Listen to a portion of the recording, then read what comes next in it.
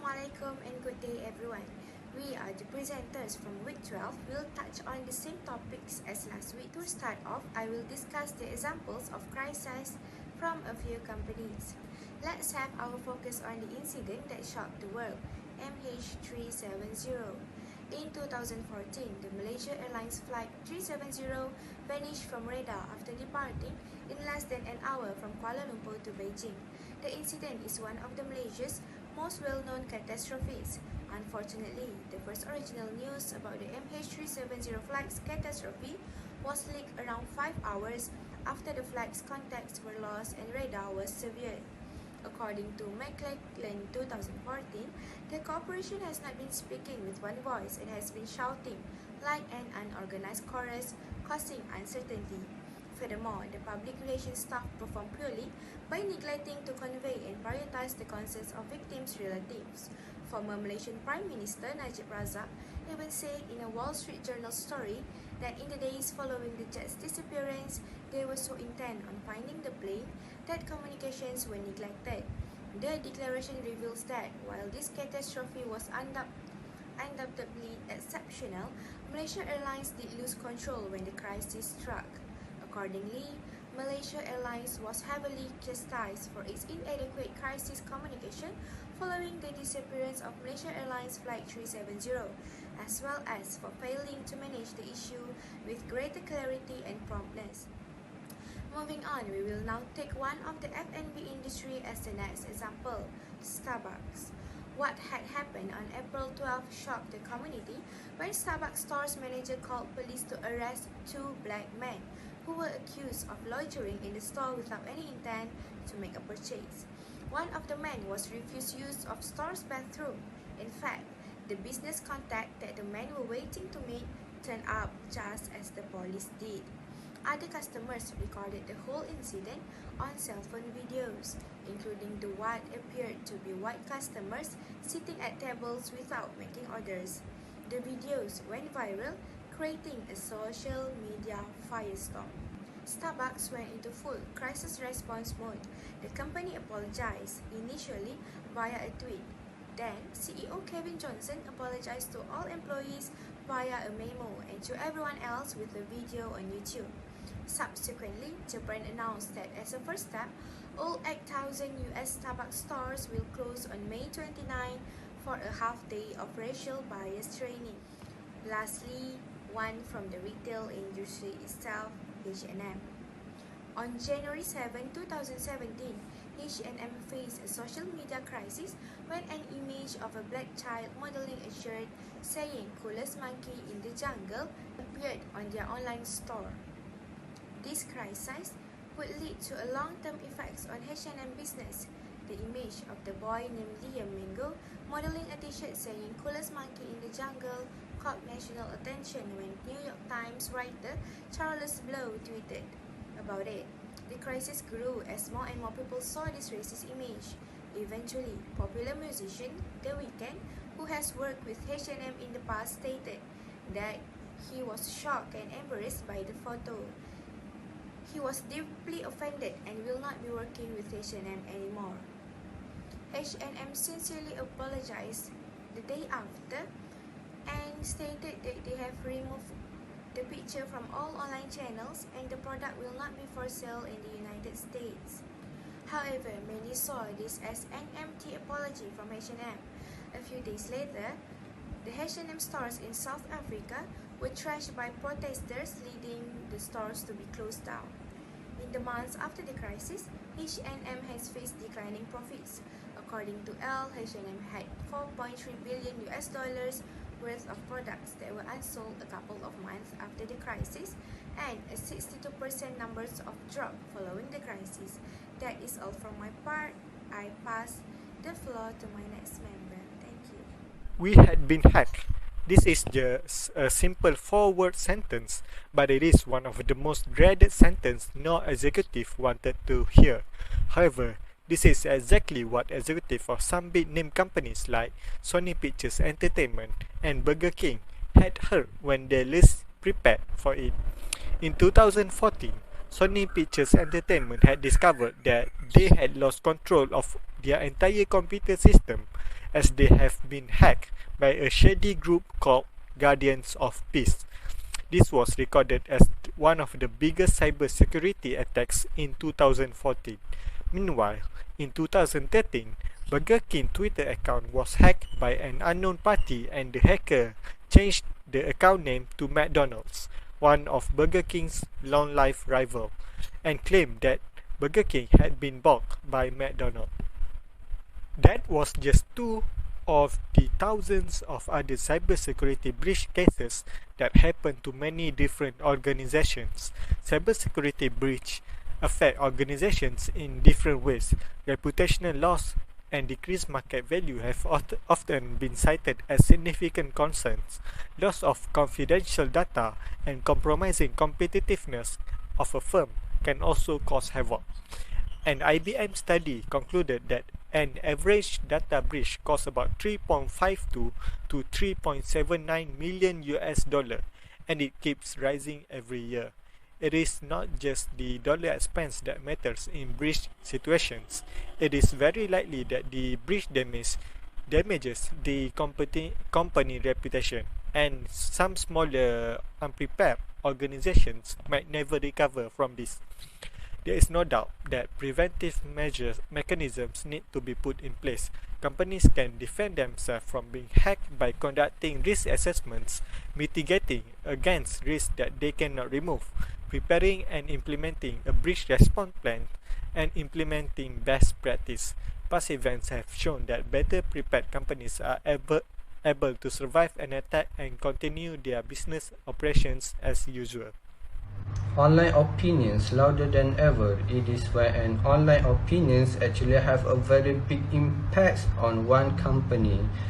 They are people that use the internet to create an anti-corporate or anti-brand communities, and there are also a lot of forums about it. One of the earliest crises is in summer 1999 when Dunkin' Donuts was attacked by a dissatisfied customer. Since at that time, this company do not have their own website, this person make their own website and write about it. And a lot of people read about it. And to make things worse, when Yahoo put it in their consumer page. The internet is a very powerful tool, and since it is free to access by anyone, it can actually become a very dangerous weapon to be used on one's company. And people actually trust these online reviews, and findings by brightlocal.com find out that 88% read reviews to determine the quality of a business, and 72% customers agree that positive review actually make them trust a company. And in 2019, a study by Statista Research Development find out that as much as 61% shoppers agree that quantity of the people that review a company is important. And in 2021, 94% say an online review has convinced them to avoid a business. Some of the ways for them to avoid this is: one, by create their own website. By doing this, they can read it and improve their services, their product, and people will actually see this on their first page on the internet since it is official. Other than that, they can also put a suggestion box, since by putting suggestions box in their premises, they can read about complaints and much more about it, or about their staff. And they can create a policy like free return policy if the customer is not satisfied with what they are getting. Assalamualaikum everyone. Now we will discuss what is crisis type matrix.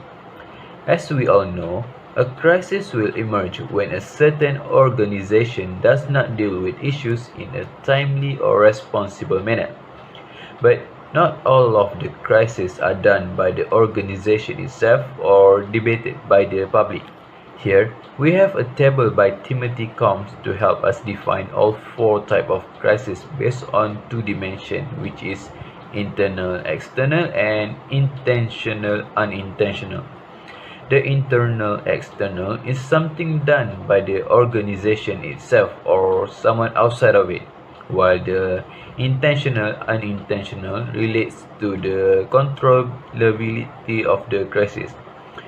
Intentional means someone do it, while unintentional was not deliberately done by someone.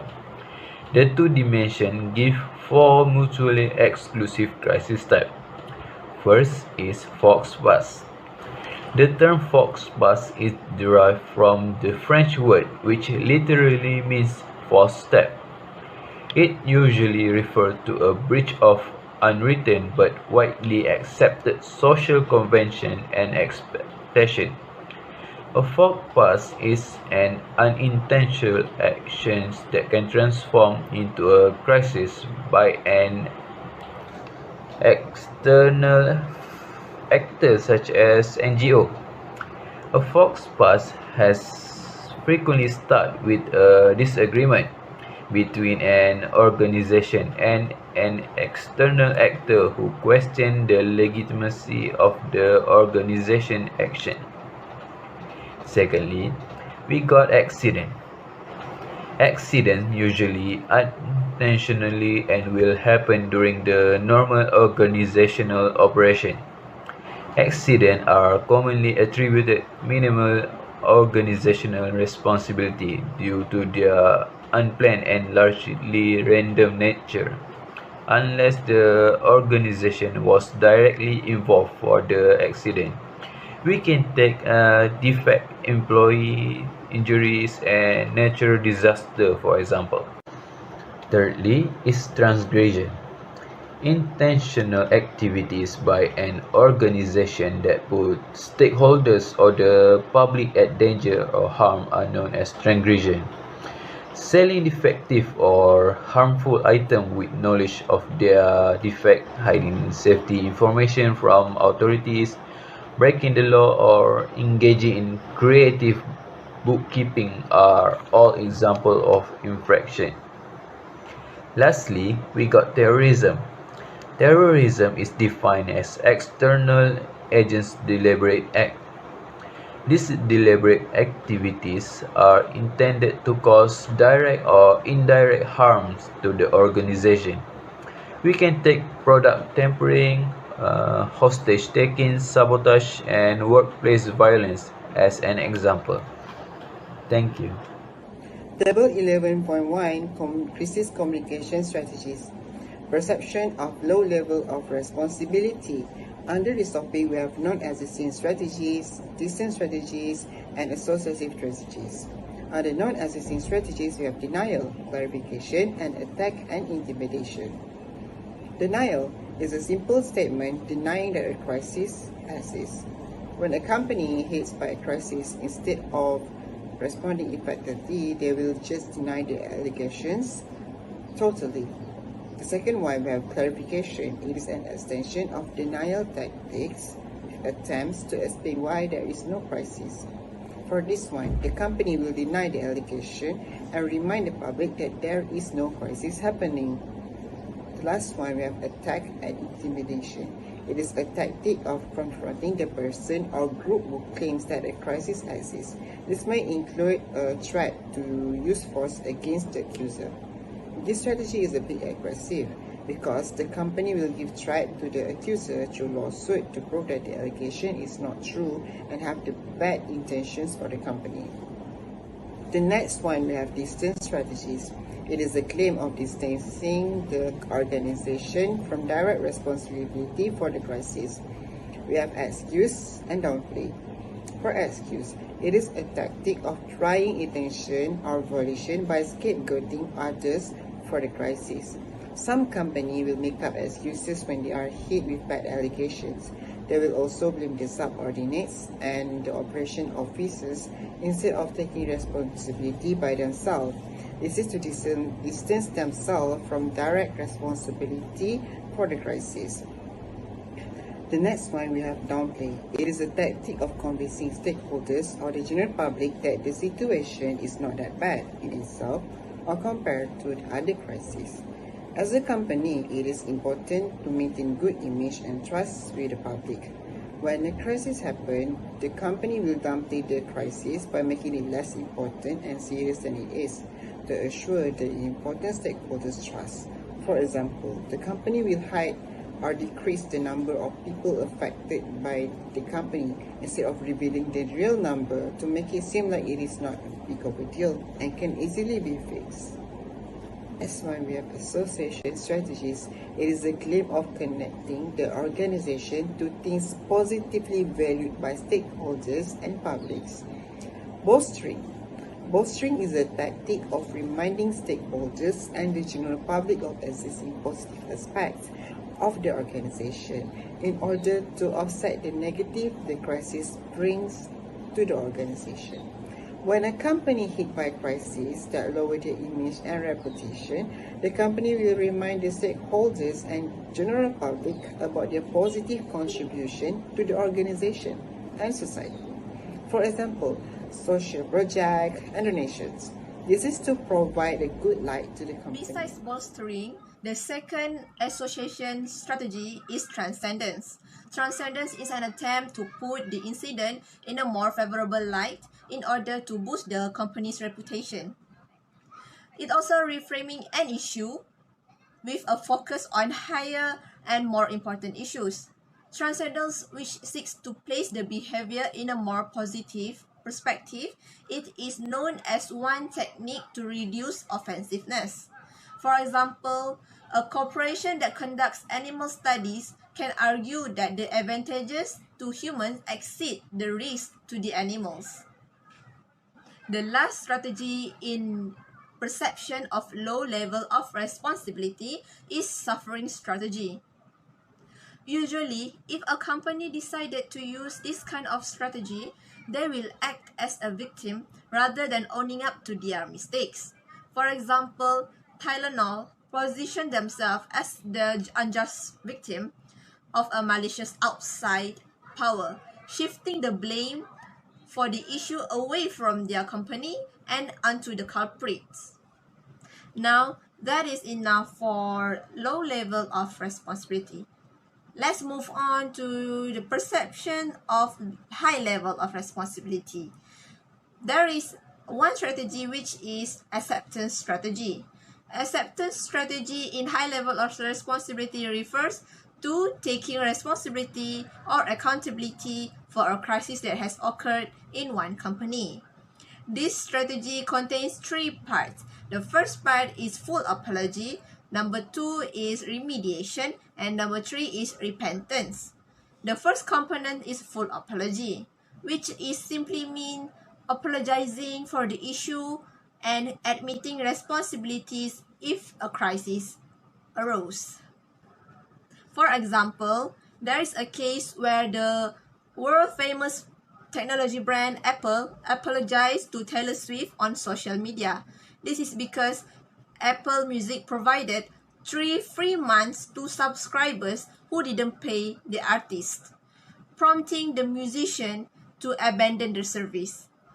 Apple replied on Twitter with an apology and a declaration that it will amend the rules and compensate artists after Swift announced her announcement on Tumblr.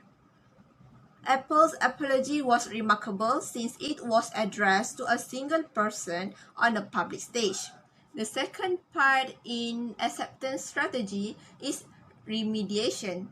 Remediation is a strategy that entails declaring some type of compensation or assistance to victims in the form of money, products, or aid. Remediation intends to earn public support by demonstrating how it looks after the innocent victims of a crisis. For example, a group of disabled people were denied admittance to a movie theater. An official later apologized and offered them free passes to a future movie to help compensate for the offensive act. The third acceptance strategy is repentance. Repentance is a tactic of asking for forgiveness. The organization apologizes for the crisis and asks stakeholders and the general public to forgive its misdeeds. This method works especially well when the company is at fault. For example, Denny's, the United States national restaurant chain, used this strategy when it is accused to discriminate the black people. The official of this company apologized personally to Denny's customers and promised not to accept any discrimination in the future. This act shows the Denny's company is at its remorse. The last strategy for perception of high level of responsibility is accommodative strategy. This method is said to be effective in preventing a repeat of the crisis. One of the accommodative strategy is rectification. This is a strategy for taking corrective action in the future to avoid crisis reoccurrence. For example, this strategy has been used by Denny's when the company decided to diversify its contracting and franchising procedures, as well as teach their staff on non-discriminatory practices. It was able to avoid any more discrimination issues in the future. Thank you. Risk assessment is the identification of risks that can adversely affect an organization's ability to conduct business. This assessment helps identify these inherent business risks and provide measures, processes, and controls to mitigate the impact of these risks on business operations. Companies can use the risk assessment framework to prioritize and share assessment details, including risks to information technology IT infrastructure. RAF helps organizations identify potential threats, the business assets that are at risk from those threats, and the potential consequences of those risks become apparent. In large enterprises, the risk assessment process is typically carried out by the Chief Risk Officer and Chief Risk Manager. When should a risk assessment be done? There may be many reasons a risk assessment is needed, including first, before processes or activities are introduced. Second, before changes are introduced to existing processes or activities, including when products, machinery, tools, equipment change, or new information concerning harm becomes available. And last, when hazards are identified. After the probability of risk has been assigned to potential crisis, organization needs to determine which constituencies would be most affected by the crisis. Based on our findings, crisis communication experts spend too little time thinking about this question. Why is it so important? This is very important because some constituencies are more important than others. Organizations need to look at the risk in terms of the effect on the most important constituencies. Determining how to rank constituencies when a crisis actually happens is more difficult because so many things are going on. Here is the example of situation in which can be related with this issue. When the World Trade Center came under attack on 11 September 2001 or 9/11, American Express CEO Ken Chenault phoned the company's headquarters across the streets from the place and instructed the building security to evacuate employees immediately. He also contacted all his senior executives to check on their well-being. Until Chenault was able to relocate all the company's employees to a new building, American Express in-house communications staff worked from their homes to reach out to customers and let them know that the company was open for business. This shows two concerned guided channel in his action following the crisis, which is employee safety and customer service. In this example, it shows that the employees and customers were the constituencies determined to be the most affected by this event. Moving on is set communication objective for potential crisis. Setting communication objective for potential crisis is different than figuring out how to deal with the crisis itself. Clearly, organizations must do both, but typically, managers are more likely to focus on what kinds of things they will do during a crisis rather than what they will say and to whom. Communication takes on more importance than action when the crisis involves more intangible things, such as the loss of reputation rather than the loss of life. For each constituency, identify what that constituency initial response to the crisis is likely to be and what you want them to hear during a crisis. Next, analyzing channel choice. Once the ranking of constituencies is complete, the participants in a planning session should begin to think about what their communication objective will be for each constituency. Whether this objective will be achieved often depends on the effectiveness of the communication channel the company selects to convey the message. Perhaps the mass distribution of a memo would be too impersonal for a message to employees in a time of crisis. The company might consider personal or group meeting or a town hall gathering instead. The choice of communication channel often can reflect how sensitive a company is to its constituencies' needs and emotions. What would be the most efficient and most sensitive way to communicate with consumers or their families during a crisis? Johnson & Johnson's caring and highly personalized reaction to the Tylenol crisis, involving a host of personal visits to hospitals and pharmacies nationwide, won the company significant goodwill. In a time of crisis, constituencies crave information and are often more sensitive than usual to how information is conveyed to them. In the case of the kryptonite lock-picking debacle, when a customer posted a how-to video showing how to use a ballpoint pen to unlock a kryptonite lock, Kryptonite issued a generic statement describing its current line of lock as serving as deterrent to theft and nothing that the new line of locks promised to be tougher. Hundreds of bloggers were unsatisfied with the empty answer and continued to write about the locks, prompting hundreds of thousands more to read about them online and in print via the New York Times and Associated Press stories.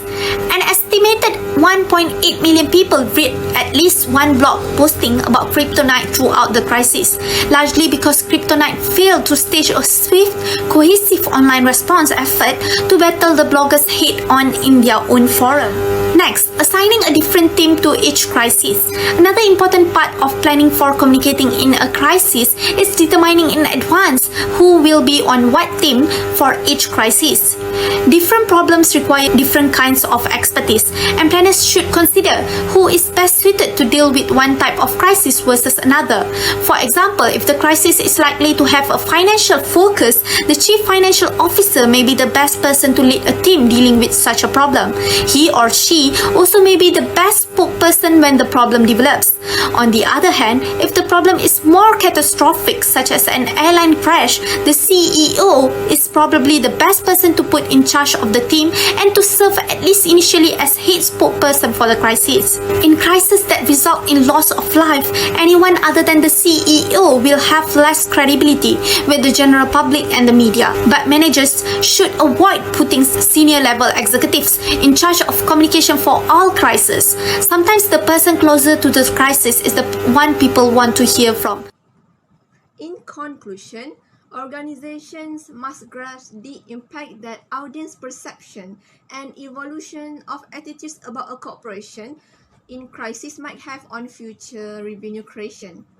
Losing key stakeholders and a huge number of customers would be disastrous for a company's future. The main result is that while image rehabilitation and crisis communication initiative may appear to be successful, but actually they are not. That's all for us. Thank you so much for watching.